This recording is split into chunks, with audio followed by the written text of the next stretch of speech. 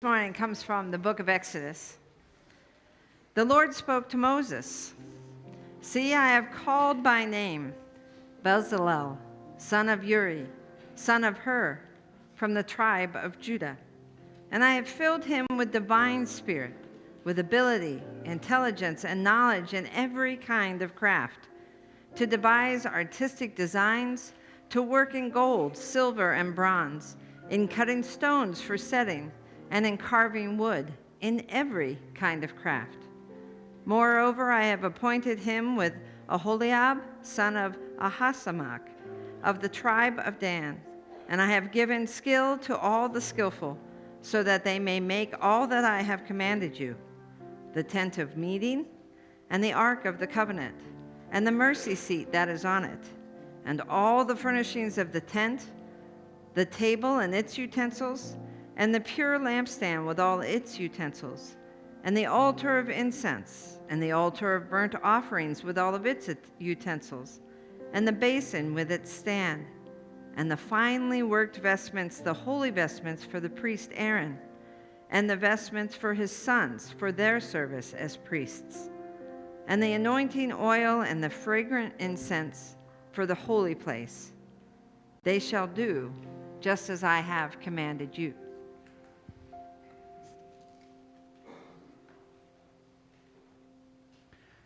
May the words of my mouth and the meditations of our hearts be acceptable in thy sight, O Lord, our strength and our Redeemer. Amen. So this is the sixth and final week of our series on where we find holiness or sacrality in life, and therefore it might be appropriate just to take a moment to recap what we've found, at least through definitions. For instance, we found the holy water. What is holy water? Well, holy water is any water that reminds us or reveals to us that all water is holy. What is a holy person? Holy person is any person who reveals to us or reminds us that all people are holy. What is a holy or sacred vocation? A sacred vocation is any vocation that reminds us or reveals to us that all true vocations, callings, are holy. What is a sacred animal?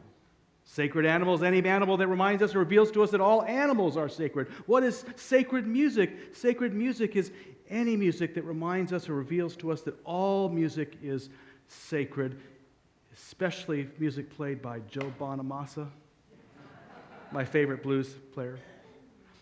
Now, given that the pattern that's been firmly established in this series, then, one might throw the question out to you, what is sacred art? Sacred art is any art that reminds us or reveals to us that all art is sacred. Now, given that that was kind of already obvious, why would you think we'd add yet one more service on one more thing to reveal sacrality or holiness? Why couldn't we just do with 5? Well, there's something about art that helps direct us our attention to things that are always present in other areas of holiness, but maybe are well represented in art. That is, it directs our attention to the fact that the art as a product may be holy, like a piece of artwork reminds us that all art is holy, but art also gets us into contemplating the process of artistic creation itself, that it's a holy or can be a holy process as well. Now, in any of these things, whether it be art or process or what have you, we should be kind of intuiting by now that basically all things are holy. I mean, they're holy if God created them. They are holy. But they're really not holy to us in any meaningful or significant sense until we begin to recognize their holiness and begin to treat the holiness that way. So, for instance, that glass of water we might take before our morning breakfast, if we, it's holy, but it's not really holy to us until we sit there and recognize that this water is holy. It's a precious commodity on the earth. It's the source of all, makes all of life possible, including that breakfast we're able to ingest. And we might even use our imagination to remind ourselves that this water is especially holy when it comes out of the ground for the first time through a well in sub-Saharan Africa, and the people who dance and sing in response to it are more than anyone else aware of the holiness of all water. And so we begin to treat water as holy. We begin to give thanks for water and appreciate water in our lives and so forth. Now, the holy processes work the same way. A process can be holy, but really only if we recognize the ways in which it can be holy for us and begin to treat them that way. Now, the holiness of the process of artistic creation was first recognized in the Bible in our reading this morning. In fact, that's the first reference to art itself in the Bible, in Exodus 30. This is that passage where the Jews have escaped from Egypt and they're being led across the Promised Land. And in the midst of the Promised Land, they God tells them to build a tabernacle in which they can worship God.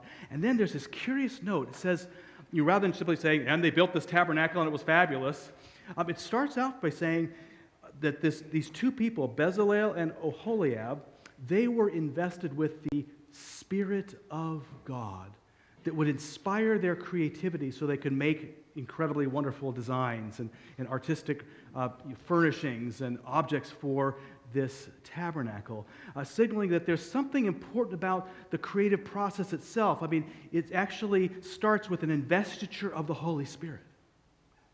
Curiously, that term, Ruach Elohim, Spirit of God, that's only the second time in the entire Bible that the Spirit of God had been mentioned up to that point.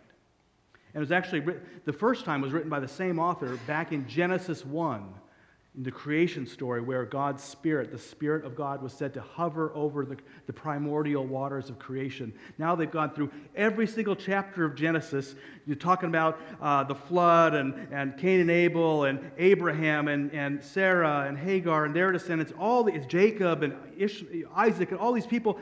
They've gone through Exodus and talked about slavery and going out into the wilderness. And still to that point, the Spirit of God has not yet been mentioned until, bam, right when they create the tabernacle. To me, that is not an accident. The writer is trying to signal many things by linking the creation of the cosmos with the creation of the holy tabernacle. Many things. One of them being that worship itself is a creative act. And creation itself is a worshipful act. It's an act of worship. Creation itself, the process of creation, whether it be God creating the cosmos or us joining in God's creation of beautiful things. It's a worshipful act. Now, recently, I began to experience, or kind of re-experience, this worshipful act in artistic creation myself last August, as through actually the strangest of all things, a ukulele. Now, I have never liked ukulele music. I always think of that tiptoe through the tulips thing. It's like, no, it's a ukulele, shut it off. I don't care if Warren Buffett plays ukulele or what, shut it off. But some of you know that last August when I was leading our spiritual retreat in Northern Ireland, where we were looking at the conflicts between Protestants and Catholics and the amazingly creative peacemaking process that led to the cessation of violence, that we stumbled into this pub one night that happened to be gathering about 40 people in a ukulele jam in Belfast. 40 people, it was just amazing to see people in the city that had been so divided religiously, all gathering together and having their time of their life playing songs like this one. Yeah, it's amazing how silent it was. Wow. Yeah. Let's do that again. Songs like this one.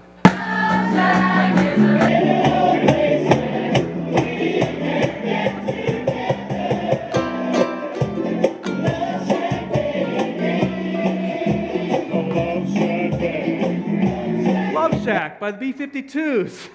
And they're singing like You Sexy Thing by Hot Chocolate and Do the Locomotion, and a couple hymns there too. But the wild thing was realizing the people who had gathered and just having the exuberance, the ecstasy that they were experiencing together in the creation of music. It was a totally unforgettable, holy moment for our entire group. I thought I would last, when I first realized it was ukulele night, I thought it would last 5 minutes.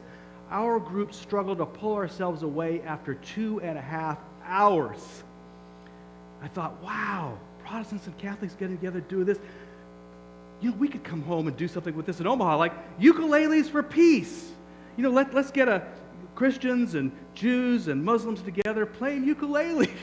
And I thought, at least I want to get one when I come back. So I got one when I got back. And I also learned, right when I returned, that Amy Luckabill had just purchased a handful of ukuleles for our confirmation singers. And the rabbi at Temple Israel, Brian Stoller, already plays ukulele. So this might actually be a reality in our future. One never knows.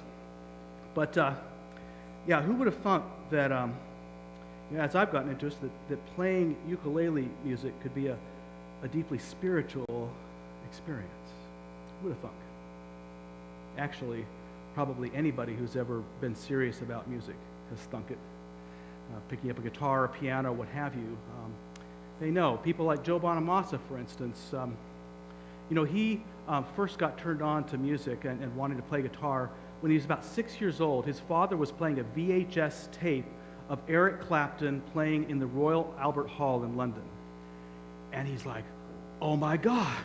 He just had this amazing, it was like an epiphany for him. He said, Dad, I really would love to have a guitar for Christmas. And he got that guitar. And by the age of 12, he was playing alongside B.B. King. And he's not put that guitar down since. I have the feeling that anybody who's truly serious about music, whether they be professional musicians or serious amateurs, that they've all had that kind of originating ecstatic moment, that eyes wide open, that lights on moment, that has amazing spiritual import, that hits them in the depths of their soul, such that basically every time they pick up an instrument to play for us, that there's a reminder for them of that originating ecstasy, that deeply spiritual moment. And that probably the best musicians are the ones who are able to take that experience that they're reminded of every time they play and somehow through their playing convey that experience to us, help us feel what they felt. Now, I'm not that good. But what I can say is that every time I pick this thing up, start to practice, I am transported back to the Sunflower Pub in Belfast and that ecstatic moment. Just as every time I preach, I am transported back to May of 1981 and the experience that got me into ministry to begin with. Which leads me to my second reflection on this strange instrument and the artistic process, which is, it's a lot of work though. It's kind of fun, but it's a lot of work, especially trying to cram my big oversized hands into these little spaces on the strings. I mean, it takes hours and hours of practice. It probably took me 6 hours just to learn how to play 3 chords in a row without making a mistake. It probably took me 10 hours of monotonous, repetitious mistakes just to learn my first simple song. 10 hours, that's a lot of monotony, that's a lot of repetition. Just ask Melanie. It's a lot. And yet, I probably put 200 hours into this thing since I bought it, and I'm looking forward to the next 200 hours. And yet I think back to in the 3rd grade, I thought I'd pick up a guitar. I lasted only 4 weeks. That was just way too monotonous for me. 4 weeks of it. Why am I so excited to play this thing now when I put down an instrument back then? Well, part of it is probably age. I mean, I was like 3rd grade then, and I'm be 54 tomorrow. So I have a little more patience maybe. But I've never had great patience for monotony and repetition, even at my age. No, I think the reason why I'm loving this is because at 3rd grade, I had not had that Joe Bonamassa moment. I had not had a moment of spiritual ecstasy with music. I just wanted to be cool. But now I've had that moment, that awakening feeling. And so that every time I practice, I'm transported back to that moment. And slowly, as the repetition comes, that moment transfers into actually relating to that holiness, that sacrality, and trying to get the chords better and better, trying to be more in sync with the music. It becomes like an act of prayer for me. In fact, that's the basic feeling I get. When I play this for half an hour, I feel that same kind of, similar kind of joy and peace and bliss I get in my morning meditations. Now, Joe Bonamassa, so for those of you who, there's me in my bliss. Joe Bonamassa had this dream that he would one day play in Royal Albert Hall with Eric Clapton. And a couple years ago, his dream was fulfilled. He actually played with Eric Clapton in Royal Albert Hall. He says that was the most wonderful experiences, one of them in his entire life. Well, I will confess I have had a dream too. It's been my dream since last August that Eric Clapton and I would play Countryside Community Church. And if you wouldn't mind indulging me just for another 1 minute and 22 seconds. If for no other reason that it's Valentine's Day coming up, and this kind of fits that theme too, would you just indulge me in bringing a little Eric Clapton that hopefully you'll hear a little louder than Eric Elnes for just a moment.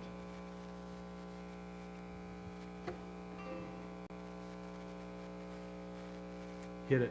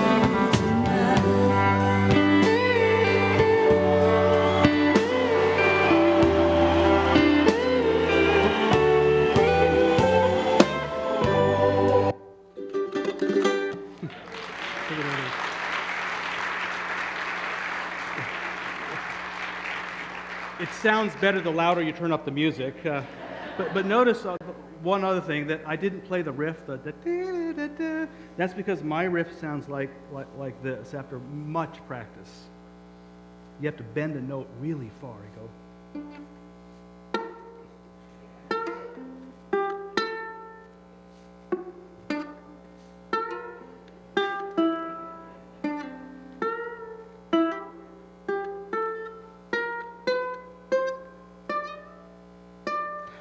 So the lesson I learned in that is that no matter how hard you work at the artistic process, the creative process, some things are just better left to the master.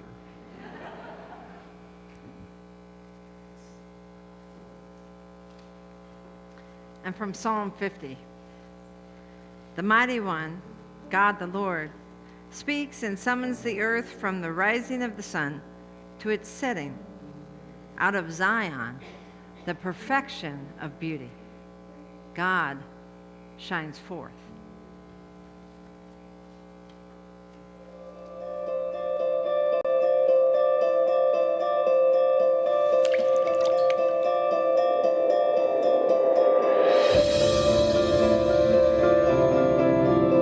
Vincent van Gogh killed himself. How does a man go from calm to suicidal in 6 weeks? Vincent left this letter. Theo van Gogh. That's Vincent's brother, isn't it? I don't see the point in delivering a dead man's letter. Son, if you had died and there was a letter out there that you had sent to me, I'd want it.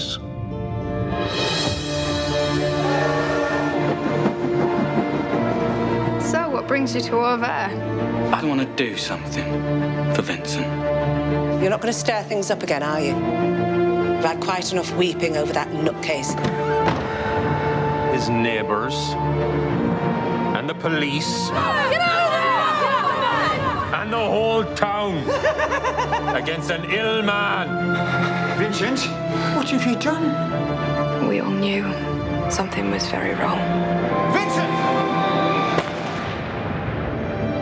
If only I could have been one of them. Great artists are not peaceful souls. That is the price of your path. Is it worth it? Did he change his mind? Did he want to live after all?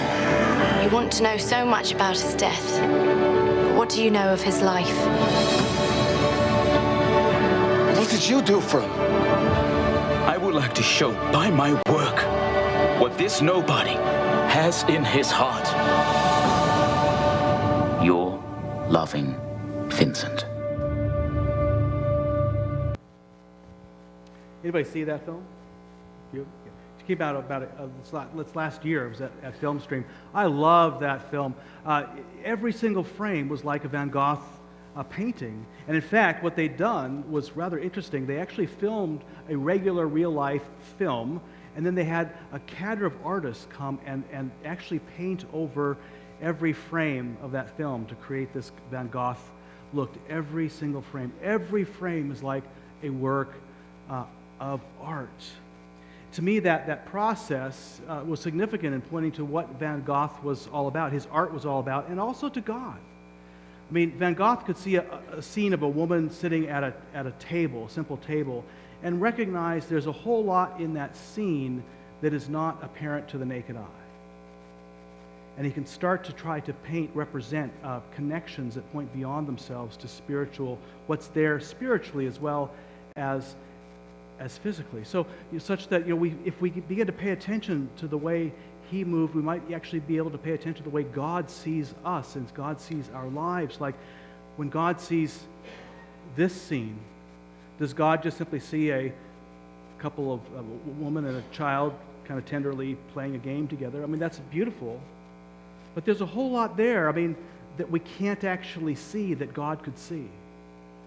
I mean, how would love be represented visually there? Or grace? Or compassion? Or the determination to have a child to begin with, and that boldness, that hopefulness? How would these things be represented? Or that budding love of the child for his mother? All those things are there. God sees them. Van Gogh tried to help us see them too. It's sad that Van Gogh himself, he never sold a single one of his paintings in his lifetime. So he actually, part of what led to his depression and eventual death was this growing sense that he was an utter failure. Van Gogh. I love this sign representing the relationship between success and failure. It's not like those classic signs you see like in business PowerPoint presentations that look more like this. Success this way, failure this way. Which one are you going to choose? Are you going to be a success or a failure? This one has them both going in the same direction. Realizing, I think, that our failures and our successes are mixed together in strange and perhaps even wondrous ways that we can't even fathom, but God can fathom. Our scripture reading that we just heard from Psalm 50, it focuses on Zion, which is Jerusalem. And you think about Zion, now there's a powerful city. I mean, that's the city of David. That's the city of every king throughout Israelite history. It is the city of Jesus and his passion and his resurrection. It's the city that in Revelation is said to come down from the heavens and be part of the earth. I mean, you don't have a higher symbol of power and authority and majesty than that. And yet what it says is, from Zion, God issues forth beauty. That's all it was. It's a very beautiful thing. That's what God focuses on. And I wonder, like, if we were to die and meet up with God, and God says, well, what have you done with your life? And we'd say, oh, God, I've really failed at this, and I had struggles here and stuff like this. God said, I'm aware of all that. But what a beauty did you create, despite your imperfections? Is there anything of beauty? Can you see in your life what I have seen in your life? In the relationships that you're in your vocational path, in all the ways that you are in the world that maybe the world doesn't even see, but I have seen, where you have created something of beauty simply for its own sake. Welcome to Zion, the place where beauty lives.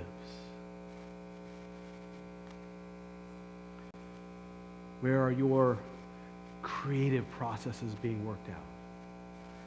Maybe it's not through great pieces of art. Maybe it's not even through crappy pieces of art. But where do you have a chance to simply say, I'm going to make this relationship a bit more beautiful. I'm going to make my career path just a bit more beautiful just for its own sake, because it pleases God, not because it pleases anybody else. Because of that, it pleases me. Those are holy processes that lead to a holy life. Amen.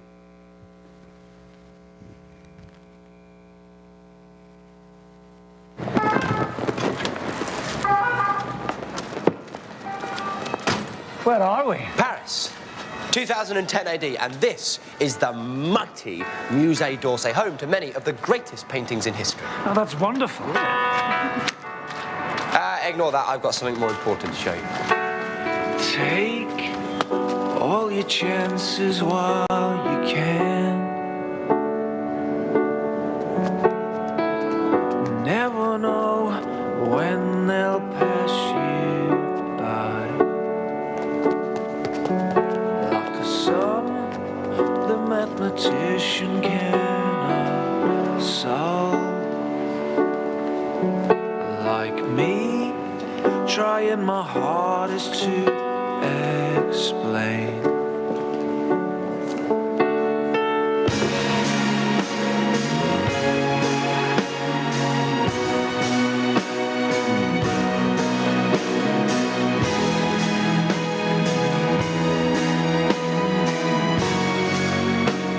It's all about your crossing kisses. Those first steps that I can't calculate. Dr. Black, we met a few days ago. I asked you about the church at Elnes. Oh, yes. Glad to be of help. You were nice about my tie. Yes, and today is another cracker, if I may say so. But I just wondered, between you and me, in 100 words, where do you think Van Gogh rates in the history of art? Well, big question. But to me, Van Gogh is the finest painter of them all. Certainly the most popular, great painter of all time. The most beloved. His command of color, the most magnificent. He transformed the pain of his tormented life into ecstatic beauty. Pain is easy to portray, but to use your passion and pain to portray the ecstasy and joy and magnificence of our world, no one had ever done it before. Perhaps no one ever will again. To my mind, that strange, wild man who roamed the fields of Provence was not only the world's greatest artist, but also one of the greatest men who ever lived. Vincent, sorry. I'm sorry, is it too much? No. They are tears of joy. Thank you, sir. Thank you. You're welcome. You're welcome. Sorry about the beard. It's all about your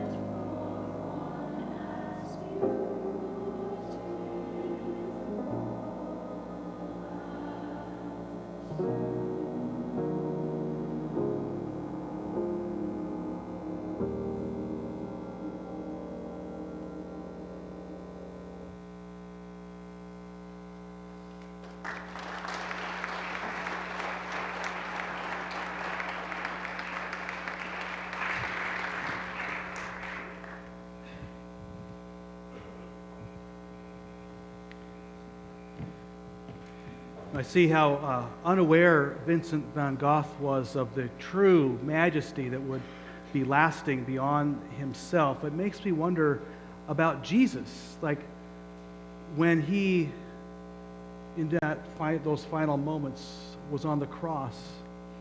What did he see? Did he think, oh, I'm doing this thing that will be so remembered, be so wonderful? Or did he feel a bit like Vincent as he cried out, my God, why have you forsaken me? And yet, in a deeper way even than Vincent could do, in that depth of despair, he was able to transform the deepest human pain into the greatest human ecstasy with God. With God. With God. It's always about with God, these holy moments, these horrible, terrifying, holy moments. It's about God's presence where not even Jesus, maybe in moments, could see that presence. And because of that presence, transformation. You do not have to be a member of Countryside Community Church to participate in this ritual. All that we ask is if your heart calls you forward, come, knowing you are most welcome here.